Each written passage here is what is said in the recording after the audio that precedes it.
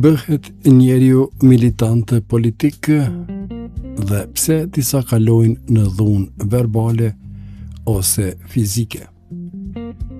Njeriu rrallë bëhet militant politik brenda një dite.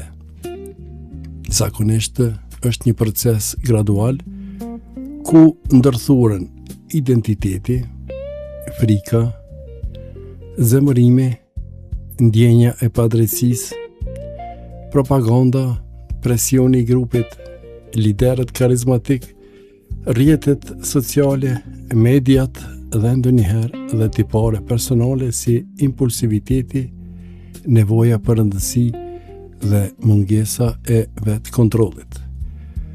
Duhet bërë një dallim i rëndësishëm. Aktivizimi politik nuk është problem në vetvete. Të mbrosh një ide, një parti, një çështje shoqërore ose një kauzë është pjesë normale e demokracisë. Problemi fillon kur njeriu nuk e sheh më kundërshtarin si qytetar me mendim tjetër, por si armik, tradhtar, rrezik ose si njeri që duhet shkatëruar. Aty politika kthehet nga debati në luftë psikologjike. 1. Kur politika bëhet pjesë e identitetit personal. Një nga shpjegimet më të forta shkencore vjen nga teoria e identitetit social. Njeriu ka nevojë të përkas diku. Familje, këmbë, fe, klub, parti, lëvizje, ideologji. Kur një parti ose lider bëhet pjesë e identitetit të njeriut, kritika ndaj partisë nuk përjetohet më si kritik ndaj një ideje, por si sulm ndaj vetës. Pra, militanti mendon kështu: po sulmuan partin time, më sulmuan mua. Po kritikuan liderin tim, po më pështrojnë mua. Po fitoj kundërshtari, humba unë si njeri. Studimet mbi polarizimin tregojnë se kur njerëzit diskutojnë kryesisht brenda grupit të tyre, qëndrimet mund të bëhen më ekstreme. Një artikull i vitit 2024, Communications Psychology, polarizimi përshkruhet si proces ku ndërveprimi social dhe rrjetet sociale i bëjnë bindjet politike pjesë të një identiteti të përbashkët që më pas mobilizon veprim kolektiv. Shembull i thjesht. Një njeri në fillim thot: unë e përkrah këtë parti. Pas disa vitesh, nëse izolohet vetëm me njerëz që mendojnë si ai, mund të thot: kush nuk është me ne, është kundër kombit, kundër popullit, kundër të vërtetës. Ky është hapi i parë drejt militantizmit. Politika nuk është më mendim, por identitet. 2. Ndjenja e padrejtësisë dhe poshtrimit. Shumë njerëz bëhen militantë kur ndihen të fyer, të përjashtuar, të përbuzur ose të humbur nga sistemi. Mund të jetë varfëri, papunësi, diskriminim, humbje statusi, zhgënjim nga drejtësia, korrupsion ose ndjenja se askush nuk na dëgjon.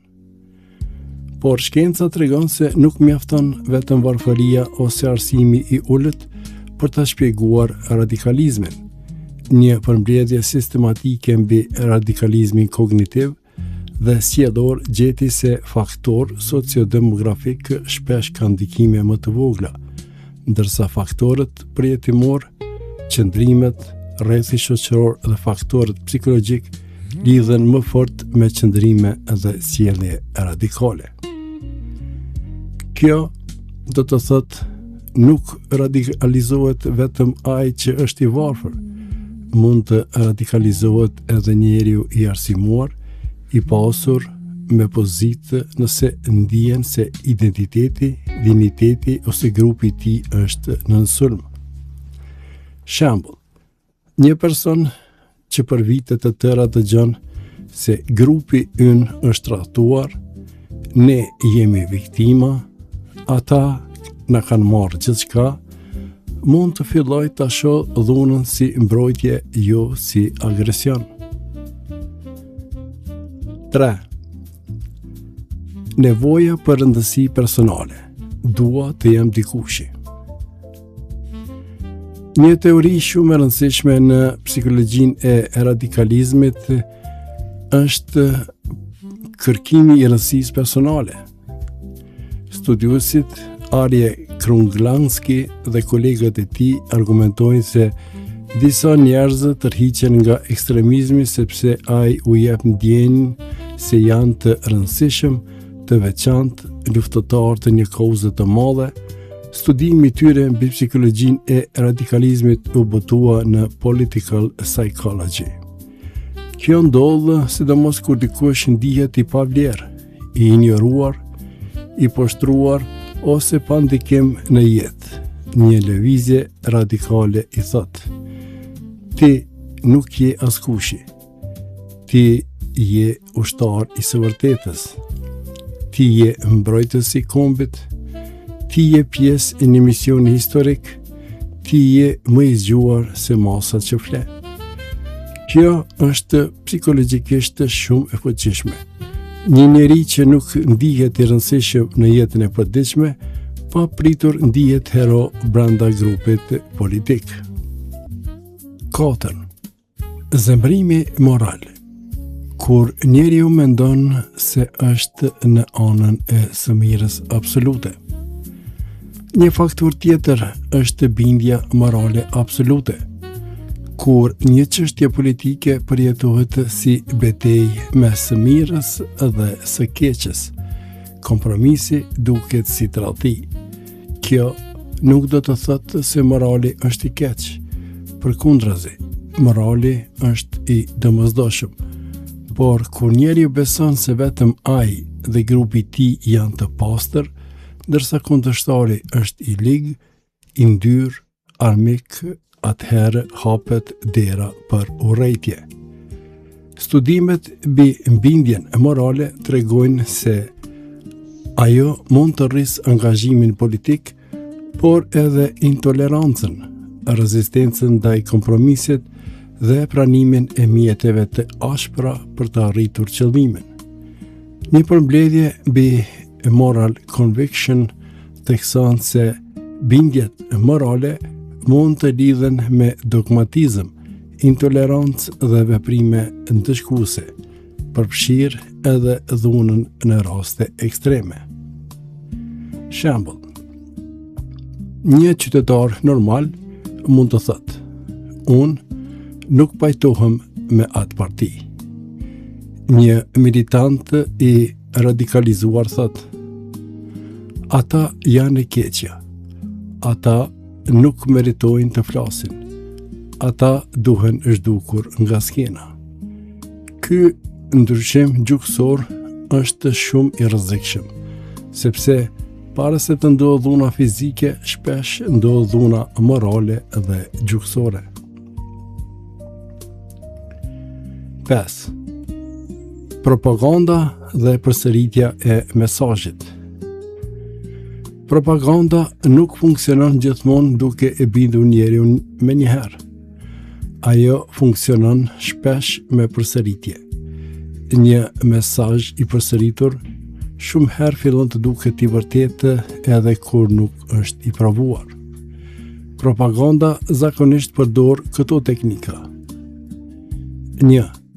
Krijon armik të përbashkët, ata janë fajtor për gjithçka. 2. Thjeshton realitetin, ka vetëm dy palë, në të mirët ata të këqit. 3. Përsërit frikën, nëse nuk veprojmë tani, do të shkatërrohemi. 4.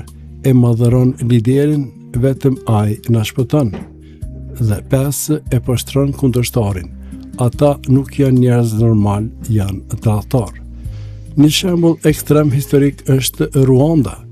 Studiuesit theksojnë se radio RTLM ndikoi në polarizimin para gjenocidit të vitit 1994, edhe pse studiuesit nuk i japin gjithmonë të njëjtën peshë ndikimit të saj.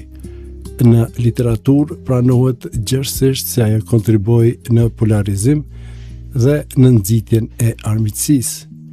Ky shembull tregon diçka shumë të rëndësishme. Fjala nuk është vetëm fjalë kur përsëritet me urrëtie.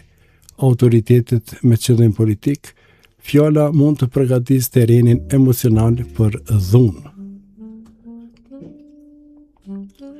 6. Dehumanizimi, kur kundërshtari nuk shihet më si njeri. Para dhunës fizike shpesh vjen dehumanizimi. Kjo do të thotë që kundërshtari përshkruhet si kafshë, virus, pleh, tradhtar, kremb, armik i popullit ose si rrezik që duhet pastruar. Kërkimet mbi dehumanizimin tregojnë se ai lidhet me pranimin më të madh të dhunës ose me uljen e pengesave morale ndaj dhunës.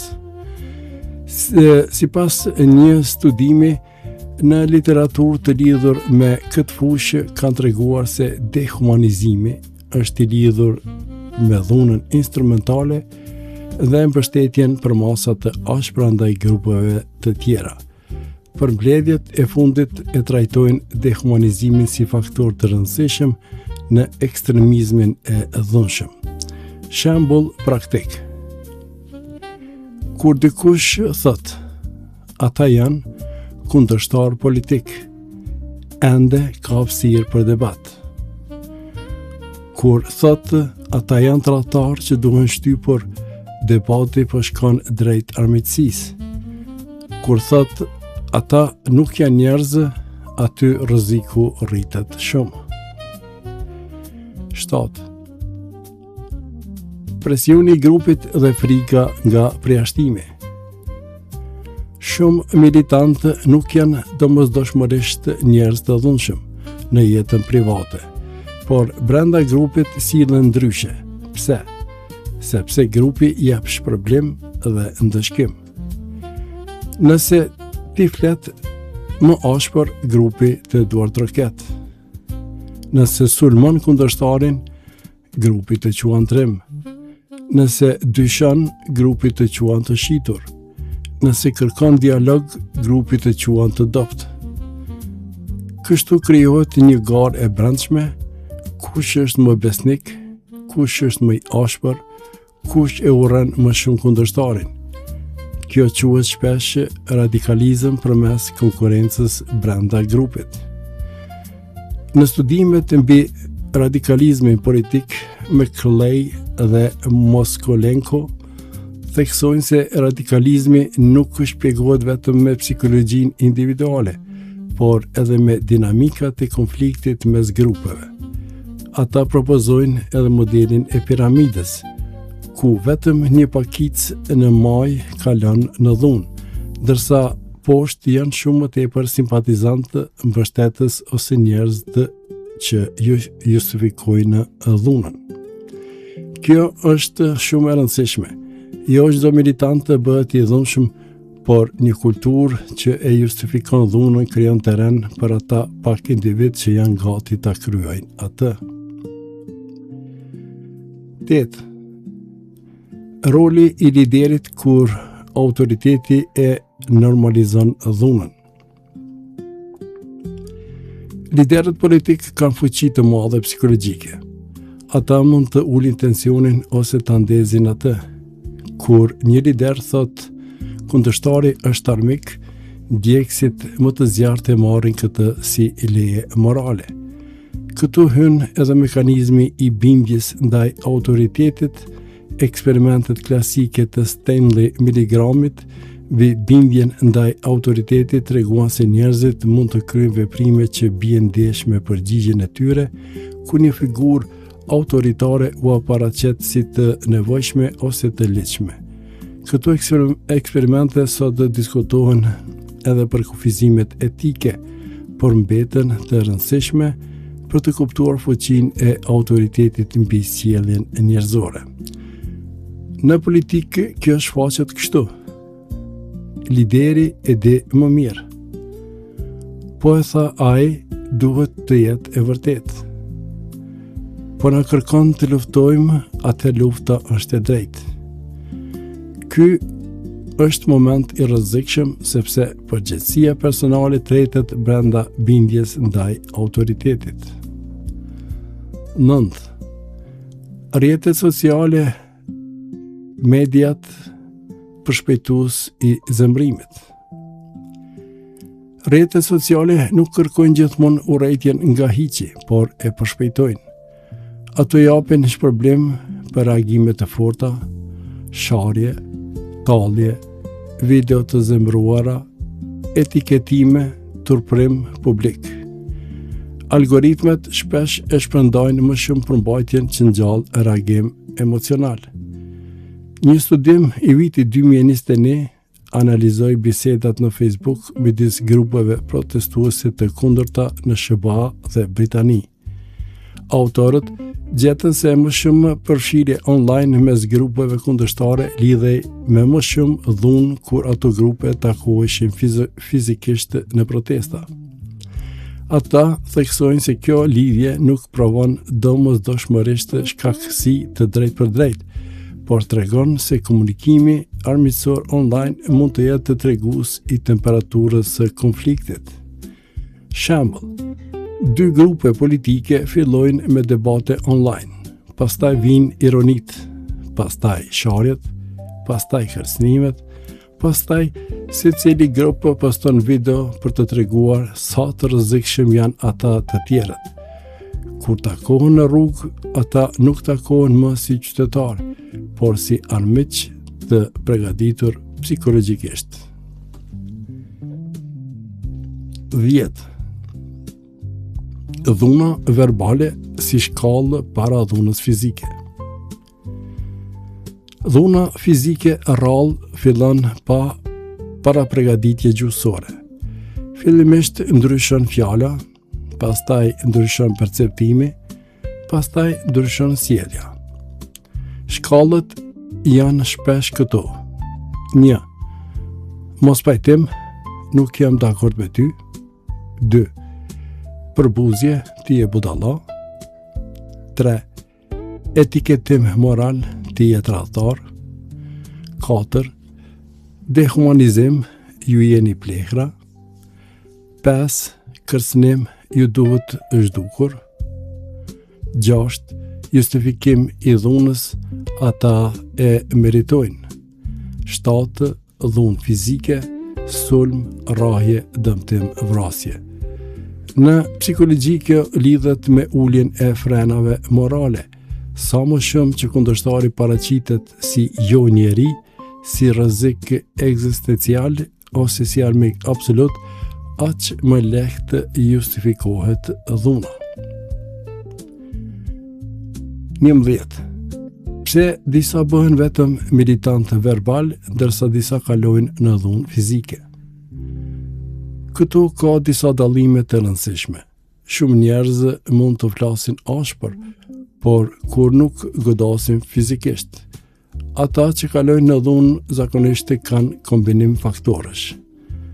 Zemrim të lartë, impulsivitet, vetë kontroll të ulët, histori dhune ose normalizim të dhunës, rreth shoqëror që e lavdron agresivitetin, ndjenjë se po mbroj diçka të shenjtë, besim se institucionet nuk funksionojnë, kontakt me grupe që e legjitimojnë dhunën, situatë konkrete ku turma e bën dhunën të duket e lehtë. Një përmbledhje sistematike mbi radikalizimin përmend faktorë si zemrimi, vetë kontrolli i ulët, dhuna e mëparshme dhe dhuna në rrethin e bashkëmoshatarëve si faktorë që lidhen me synime të dhunshme. Pra, nuk mjafton ideologjia, duhet edhe psikologjia personale, grupi, rasti, propaganda dhe normalizimi i dhunës. 12. Shembull, sulmi ndaj Kapitollit në SBA me 6 janar të vitit 2021.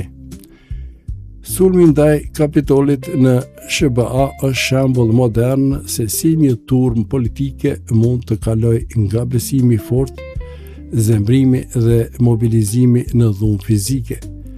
Raporti final i komunitetit të dhomës së përfaqësuesve për 6 janarin përshkruan me hollësi ngjarjet, presionet politike, thirrjet, mobilizimin dhe mënyrën si situata përshkallëzua deri në sulm ndaj një institucioni shtetëror.